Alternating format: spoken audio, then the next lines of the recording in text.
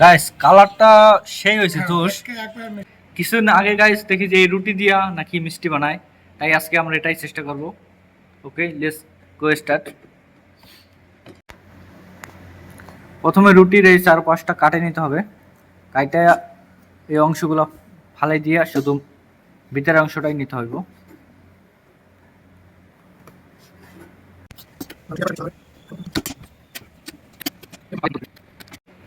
Guys আমাদের কাটা শেষ, আর এখন আমরা এগুলো করে নেব ব্লেন্ডার। ব্লেন্ডার করে গুঁড়ো গুঁড়ো করে নেব।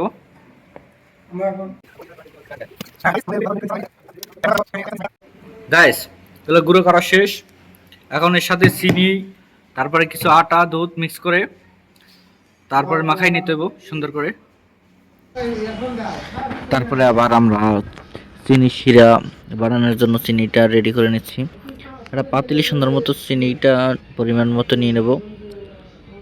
তারপর পরিমাণ মতো পানি দিতে হবে, বেশি পানি দিলে একটু ঝামেলা হবে, অনেকক্ষণ সময় লাগবে এটা গরম করতে।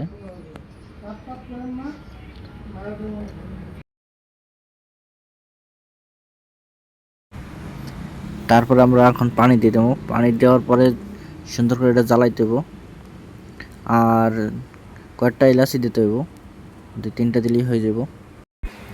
তারপরে আমরা আটাটা সুন্দর করে মিক্স করে নিলাম। মিক্স করার পরে গোল গোল করে নিলাম সুন্দর করে মিষ্টির মতো। এখন এগুলো ভাজে নেব, তেল গরম তেলের ভিতরে দিয়ে দিতে হবে সুন্দর মতো। এগুলো এখন ভাজে নেব আমরা। আর এ হচ্ছে আমাদের বাবুর্চি।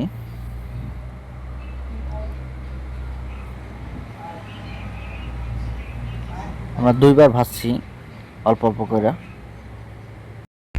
তারপর আমাদের ভাজা শেষ। ভাজার পরে আমরা শিরার ভিতরে দিয়ে দিলাম এগুলো সবগুলোই। তারপর অনেকক্ষণ জ্বালাইলাম একসাথে।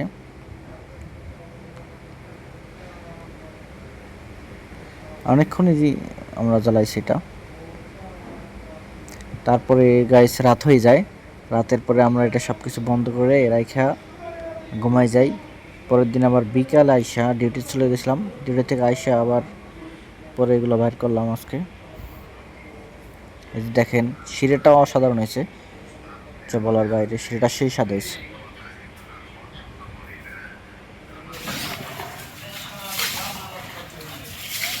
ঝোলটা মিষ্টি ঘটনা